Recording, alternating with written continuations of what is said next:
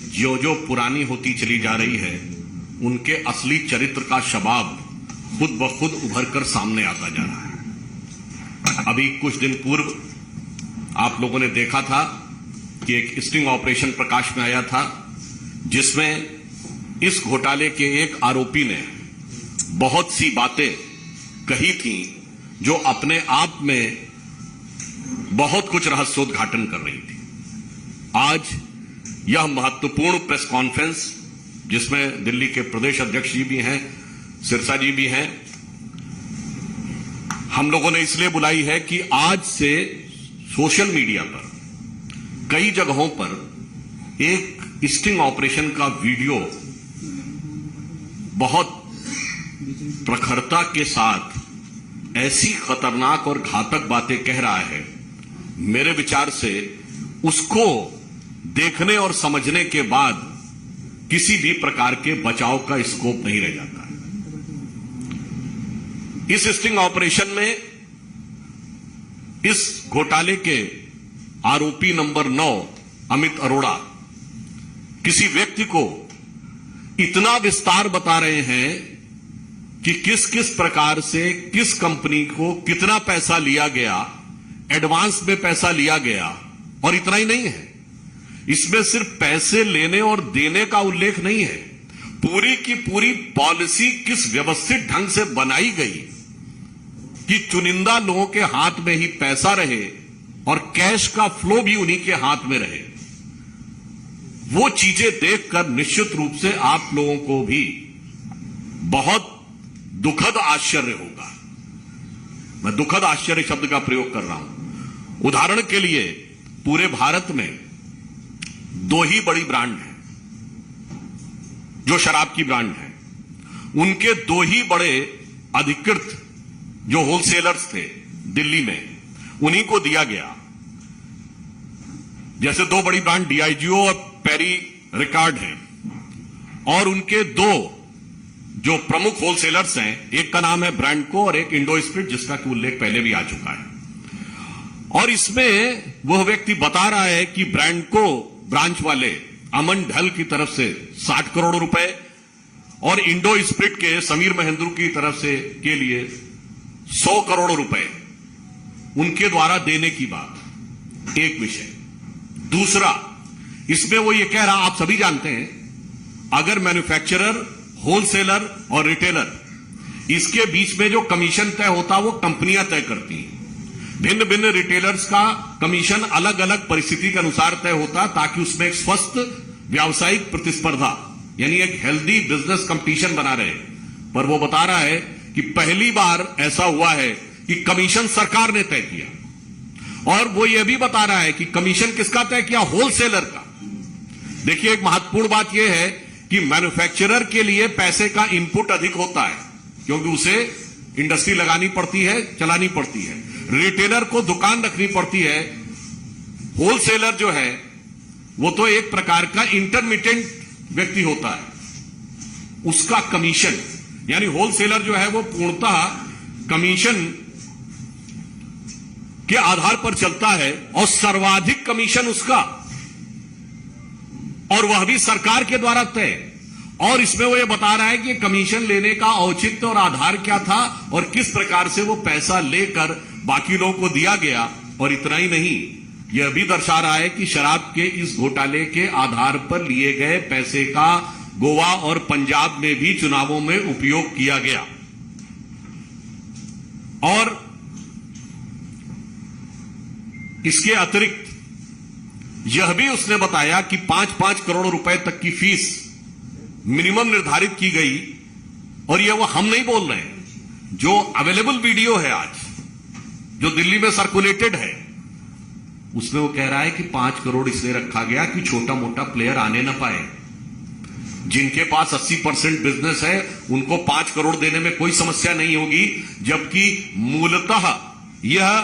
Policies जब अन्य राज्यों में बनाई जाती है तो इस आधार पर बनाई जाती है कि छोटे छोटे व्यापारियों को भी काम करने का मौका मिले और प्रतिस्पर्धा करने का भी मौका मिले। अब ये स्टिंग देखने के बाद एक बार मैं पुनः याद दिलाना चाहता हूं, ये वही व्यक्ति हैं अरविंद केजरीवाल जी, भारत के इतिहास के एकमेव व्यक्ति जिन्होंने संवैधानिक पद पर कहा था कि अगर कोई तुमसे पैसा मांगे तो स्टिंग बना लेना, हम उस स्टिंग के आधार पर ही कार्रवाई कर देंगे। कोई अगर स्टिंग बनाकर भ्रष्टाचार का खुलासा करेगा तो हमारी सरकार तत्काल कार्रवाई करेगी। कहां गए वो वचन 7 साल पहले के बोले गए वो बात, और ये बात स्टिंग में आपको देखने के बाद और अधिक स्पष्ट हो जाएगी। अब हम यह कहना चाहते हैं कि स्टिंग होने की जो कुछ चीजें पब्लिक डोमेन में है, यह भारतीय जनता पार्टी नहीं कह रही है, यह पब्लिक डोमेन में, हम तो सवाल पूछ रहे हैं कि जब इस प्रकार की नीतिगत बातें उभर कर सामने आई, नंबर 2 पॉलिसी आपने विड्रॉ की, नंबर 3 उसके बावजूद आपने उसका समर्थन किया, नंबर 4 पहली स्टिंग पे कोई कार्रवाई नहीं की, नंबर 5 आपने उसके बाद स्टिंग पर कोई कार्रवाई नहीं की है, और आपके आंदोलन के पितृपुरुष अन्ना जी भी इस पर आपके बारे में लिख चुके हैं। पर मेरा मानना है कितना चरित्र बदलता चला जाता है। मैं ये कहना चाहूं कि सत्ता का जो नशा है जिसमें आज आम आदमी पार्टी सवार है, उसने उसके चरित्र को जितना बदला है, भारत की राजनीति में शायद 7-8 वर्ष के कालखंड में किसी पार्टी का इतना चरित्र बदलते हुए नहीं देखा। अब मैं अनुरोध करूंगा कि आम आदमी पार्टी ने अपने आदमियों के लिए क्या किया है, आम आदमी पार्टी ने अपने आदमियों के लिए क्या किया है, उस सबका एक दृश्य श्रव्य चरित्र चित्रण आप लोगों के समक्ष प्रस्तुत है।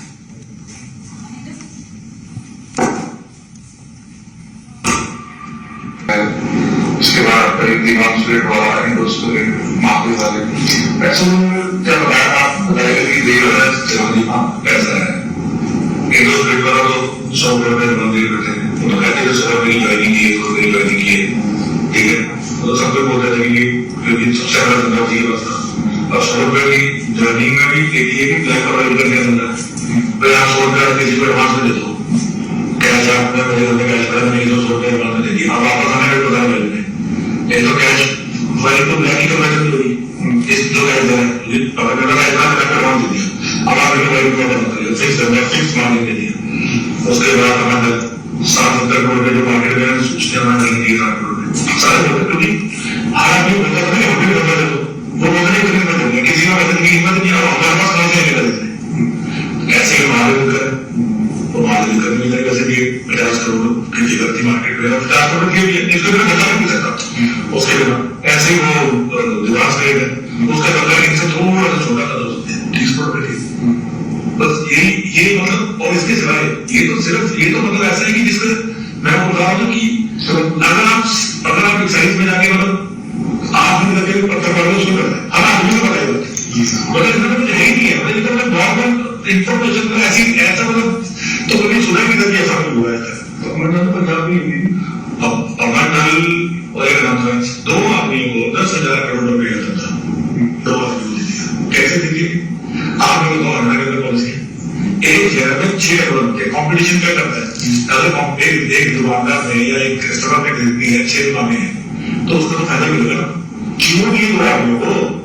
मतलब कोई रीजन तो बताओ कि ये 2 आदमी क्यों करेंगे, आप क्यों नहीं करेंगे हर शहर में 2 आदमी को, ताकि कॉम्पिटिशन कस्टमर के लिए तो कॉम्पिटिशन ज्यादा अच्छी बात है, आप लोग करते कॉम्पिटिशन के लिए तो आप रिस्ट्रिक्शन क्रिएट करो, ऐसी रिस्ट्रिक्शन क्रिएट करके 2 आदमी समझ देंगे आज की डेट में हम डल कर दो, और अगर चॉइस पंजाब में जिस भी टेलर का बंदा करवा सकते हैं, जिसको ना मान दें उसकी ना कर देगा, बाजार कैसे नहीं कर देगा आप। अच्छा आप इसमें कैसे नहीं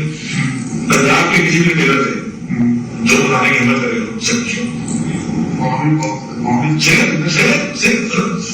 जब हिसाब किताब सब कुछ सेम है तो चेंज कैसे होगा, सब कुछ सेम होगा, ये तो बड़ा हमारा भी पैसे नहीं बताते। अब मेरा नाम है मेरा दिनेश हो जाता था, अब लोग मेरे भी लोग दिनेश हो जाते हैं, मैं दिनेश जोड़ा मेरे को कोई लेवल का धंधा नहीं मिला, 1% का भी धंधा नहीं मिला। मेरे पास रिटेल का धंधा तो मैं हाई कोर्ट से मेरे को मिला है, high court, Delhi high court से कोई जीत के लेके आऊंगा। मेरे पास कोई और बिजनेस नहीं था। अब मैंने नाम डाल दिया तो मैंने वाली बंदर की मैंने जब भी किसी की पॉलिसी बनाने में तो सारा काम मेरा विजय नायक का था, संदीप वेंकटेश्वर था, अमन दलका था, मैडम चड्डा का था, और एक अरुण पिल्ले नाम का ये जो अमन था विंडो है, और जो स्क्रीन विंडो स्टेट है मैडम चड्डा महादेव लिखर है, और जो ये है क्या कहते हैं अरुण पिल्ले है बना नहीं अगर कोई बताए ड्रग्स के पीछे थोड़ी जगह देखना है 10 करोड़ में भी लगाए और 150 करोड़ में कमाए हैं अभी तक। और ये सारा सिर्फ ये पैसा कमाने का तरीका नहीं था, ये और तरीका था। क्या किया 100 करोड़ में एडवांस दे दिए कैश में, 100 करोड़ अपने इलेक्शन में लगा दिए, कहीं भी पंजाब में इलेक्शन में लगा दिए, गोवा में लगा दिए। लेकिन अब जब वो पैसा वापस आया, पहली पॉलिसी है जिसके अंदर लिख दिया कि इस पैसे को आपको 12% देना ही पड़ेगा, नहीं तो क्या होता है डिस्ट्रीब्यूटर और एक रिटेलर का या डिस्ट्रीब्यूटर और एक कंपनी का रिलेशनशिप को दोनों आपस में ट्रेड करते हैं। अगर आप टीवी के डिस्ट्रीब्यूटर हैं तो कोई सरकार नहीं बताती कि कितना पैसा ट्रेड होगा, ये तो उन्होंने डिसाइड कर दिया, 12% फिक्स कर दिया। अब एक आदमी 10 करोड़ रुपए लगाए और हर महीने 10 करोड़ रुपए, ऐसा धंधा तो मैंने तो आज तक जिंदगी में दिखा नहीं सकता। ये तो जरा वैल्यूएशन होती है, पेटीएम बन गया 100 पेटीएम ने 15,000 करोड़ बन गया, वही चीज चल रही है। अगर ये चलता रहता तो ये हजारों करोड़ रुपए का फ्रॉड था। ये तो सरकार के बीच में पता चल गया, मतलब इतना ओपन फ्रॉड था कि एक्साइज के पीएम कोई प्रोडक्ट क्या होगा, मतलब इन्होंने क्या किया सारी दुनिया को मार दिया और सिर्फ कुछ लोगों को जिंदा कर दिया। सारे रिटेलर पुराने मार दिए बेचारे, सारे लोगों को मार दिया। तो आई लगी थी तो सारे चर्चा भी पहले एक बार सोचो, वो भी पहले एक बार सोचो, पहले 10 लाख रुपए का लाइसेंस था होलसेल का, इन्होंने 5 करोड़ कर दिया पूरे हिंदुस्तान में। पूरे हिंदुस्तान में कई जगह 5 करोड़ लाइसेंस हो, क्यों कर दिया? ताकि छोटा प्लेयर रजिस्टर करें। 10-12 लोगों ने जब कर लिया, 4 छोड़ गए, 3 छोड़ गए, क्यों? क्योंकि छोटा प्लेयर को 5 करोड़ की फीस ही कर सकती है, क्योंकि बिजनेस तो 80 मिनट में हो गया। बाकी आदमी तो जरा फीस करती बोल कर ताकि धीरे धीरे जाओ, सारा बिजनेस ही चालू करवा दें। बेसिकली प्लान तो यही था कि सारा बिजनेस ही चालू करवा दें। पूरा दिल्ली का बिजनेस जो 15,000 करोड़ रुपए की टर्नओवर का बिजनेस है, वो सारा बिजनेस ही चालू करवा दें। अल्टीमेटली तो यही करते हैं गवर्नमेंट को बैठे और इन्होंने क्या किया, क्योंकि इनको पैसे सिर्फ इनको किसी रिटेलर से पैसे नहीं मिल रहे, इनको पैसे मिल रहे होलसेल से। ये करते हैं बहुत सारे होलसेल कैसे होगी, जैसे बाकी स्टेट्स ना हरियाणा में बाकी स्टेट का कोटा फिक्स रहता है कि आपने मैंने बिड की फीस दी 200 करोड़ की, तो 200 करोड़ तक की एक्साइज का कोटा फिक्स है, उसके ऊपर अगर दाम खरीदो तो देखो वैसे पूरी एक्साइज 165 की एक्साइज नहीं बढ़ती है। आज इन्होंने यहाँ भी क्या किया, बिजली पर भी बेचो, कुछ कोई कोटा नहीं, 1% नहीं। इससे क्या हुआ, ये जो गुजरात से शोर मच रहा ना, ये गुजरात में दारू वहां से गई, ये गुजरात में दिल्ली से जाके दिल्ली के अंदर क्या है, आपने एक सिंपल सी बात की, आपने ऐसी कौन सी मार्केट बनी दिल्ली के अंदर, ऐसा कौन सा पकड़ गया दिल्ली में कि एकदम से जहां मैंने बिकती थी 4 लाख 5 लाख महीने काम के 15 लाख, ये सारे के सारे अगर ये इस चीज को अंदर जाए तो सारा ये जो गुजरात का छोड़ जाते हैं कि गुजरात का दारू चलेगी, गुजरात का दारू कहां से जाएंगे, गुजरात का दिल्ली से जाएंगे, दिल्ली से जाएंगे पंजाब से जाएंगे, पंजाब में सेम पॉलिसी करते हैं, पंजाब को काम किया, पंजाब में भी सेम, पंजाब में क्या किया 12 का डिस्कशन किया, ईश्वर पर क्या 12% बात करने को बात दिया डिस्कस किया, बाकी तो सब कुछ सीखा, ये पंजाब में रिटेलर छोड़े करते हैं। आज यहाँ से जाते पंजाब से जाएंगे, लेकिन ये जो दिल्ली को क्या करते थे, दिल्ली एक्सपोर्ट हमारे धंधे में इसको कहते हैं एक्सपोर्ट करते हैं। इवन सारी जगह जो दिल्ली से समझ गए सब जगह इनको तो अपने पैसे से मतलब ना होलसेल में, जब कहीं से भी जाएगी इनको तो होलसेल में पैसे मिलेंगे 6%, ये तो 12% की पेमेंट एक थी जो विषय होता 6% का था। ये सब इन्होंने ओबराय होटल में बैठ के, लोधी होटल में बैठ के, ये तो मैंने आपको नाम बताया, रुद्रलई, समीप नेहरू, अमंडल,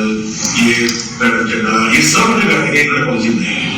ये सब ने बैठ के पॉलिसी बनाई और उसके बाद इन्होंने 6% का सेम किया, सबको मान दिया, ठीक है, सारे सिर्फ L1 के रूप का पॉलिसी बताई। सिसोदिया तो किसी ने बनाया सरकार ने अब देखो जी, अब सिंपल सी बात है, ये कम से कम नहीं तो 3-4 हजार करोड़ की तो ये होलसेल पे पैसे कर रहे हैं, उसके अंदर